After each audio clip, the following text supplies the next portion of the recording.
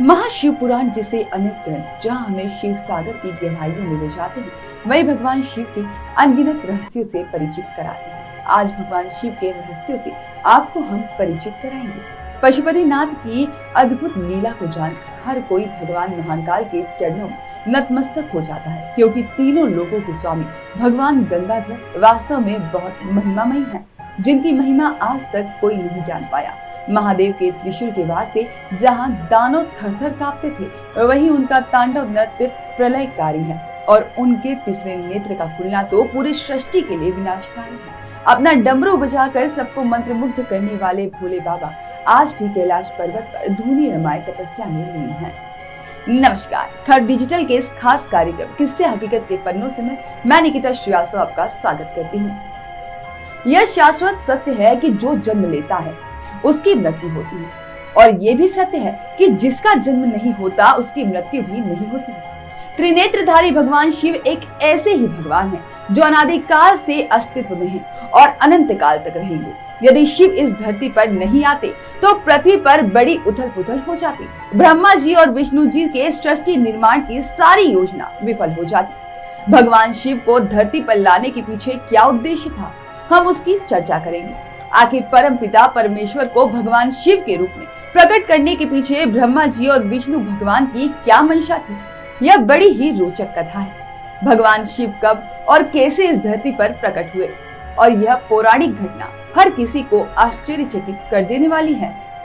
हिंदू धर्म के तीन प्रमुख देवताओं में ब्रह्मा, विष्णु और महेश अर्थात भगवान शिव का नाम प्रमुखता से लिया जाता है, जिसमें ब्रह्मा जी को सृजक, विष्णु जी को रक्षक और भगवान शिव को संहारक कहा जाता है। कहा जाता है कि सृष्टि की रचना से भी पहले सर्वप्रथम परमेश्वर विष्णु जी के रूप में प्रकट हुए, फिर उनके नाभि कलम से ब्रह्मा जी की उत्पत्ति हुई।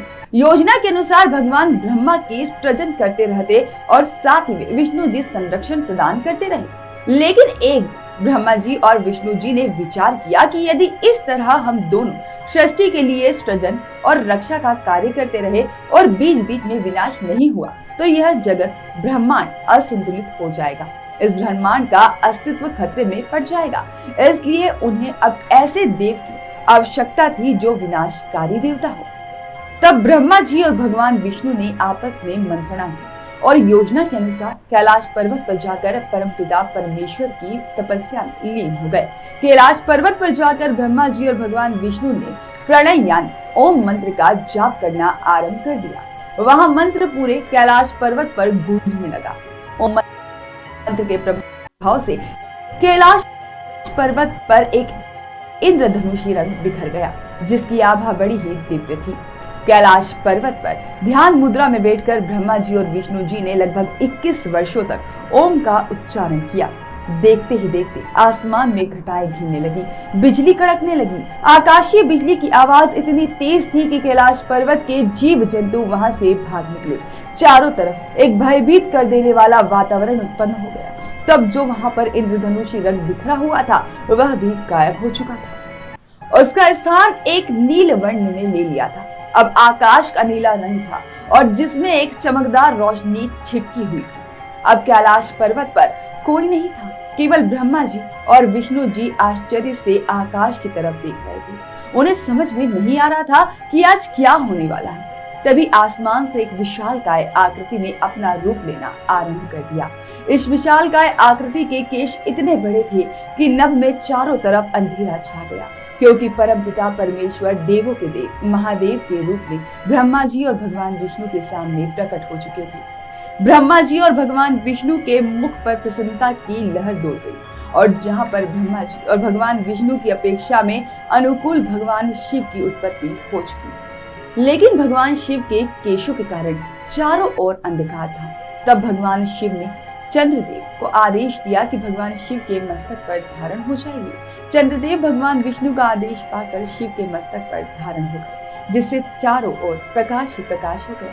यह प्रकाश था एक अभूतपूर्व शक्ति था, जिसकी सृष्टि के लिए नितांत आवश्यकता है। इस प्रकार भगवान शिव की उत्पत्ति ओम से हुई। अब बात करते हैं कि देवी सती क्यों चाहती थी कि उनका विवाह भगवान शिव से हो। देवी सती दक्ष प्रजापति की पुत्री थी। वह बहुत ही सुंदर और बुद्धिमान थी।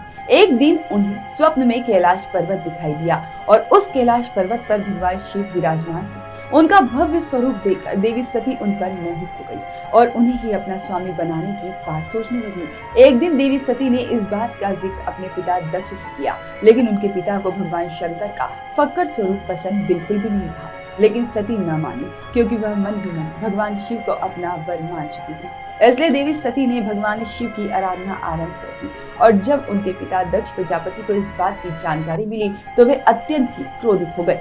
उन्होंने अपनी बेटी सती को बहुत समझाने का प्रयास किया, लेकिन सती टस से मस नहीं हुई और वे रात दिन भगवान शिव की तपस्या में लीन रहने लगी। एक दिन जब सती भगवान शिव की पूजा में तल्लीन, तब उनके पिता दक्ष प्रजापति ने सोचा कि आज वह स्वयं उनकी पुत्री की तपस्या भंग कर देंगे।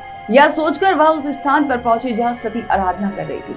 लेकिन उस स्थान पर पहुंचकर राजा दक्ष प्रजापति ने जो कुछ देखा, आश्चर्यचकित रह गए। उन्होंने देखा कि उनकी बेटी सती जिस स्थान पर भगवान शिव के ओम नमः शिवाय पंचाक्षर मंत्र का जाप कर रही थी, उनके चारों ओर सैकड़ों त्रिशूल का गोल घेरा बना हुआ था और उन त्रिशूलों से आग की ज्वाला निकल रही थी। यह दृश्य देखकर राजा दक्ष प्रजापति अत्यंत भयभीत हो गए और वापस अपने राजमहल को लौट आए। कहते हैं कि सती की आराधना से प्रसन्न होकर भगवान शिव ने सती को दर्शन दिए और देवी सती ने भगवान शिव से विवाह का प्रस्ताव रखा और जिसे भगवान शिव ने सहर्ष स्वीकार कर लिया और इस तरह देवी सती भगवान शिव की अर्धांगिनी बनी। आइए अब बात करते हैं तांडव नृत्य करने की प्रेरणा भगवान शिव को कहां से मिली। जी हाँ, तांडव नृत्य, जिससे सारा ब्रह्मांड कांपता है।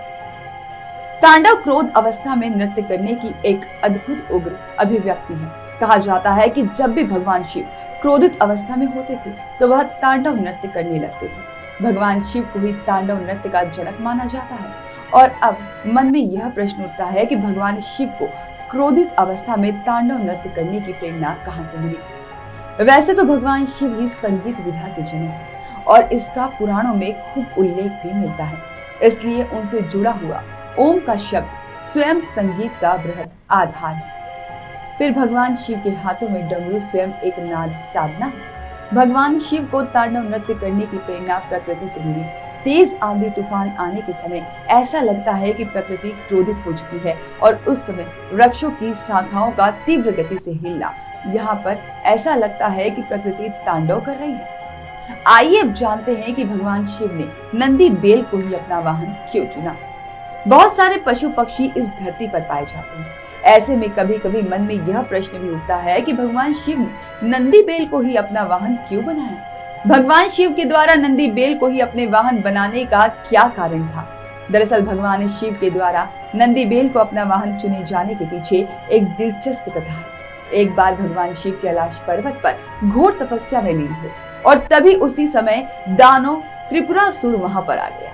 नंदी बेल ने देखा कि दानव त्रिपुरासुर हाथ में अस्त्र लिए भगवान शिव की ओर तेजी से बढ़ रहा है। इससे पहले कि दानव भगवान शिव के निकट पहुंचता, नंदी बेल तेज गति से दानव की ओर दौड़े और उस दिन दानव त्रिपुरासुर और नंदी बेल में घमासान युद्ध हुआ।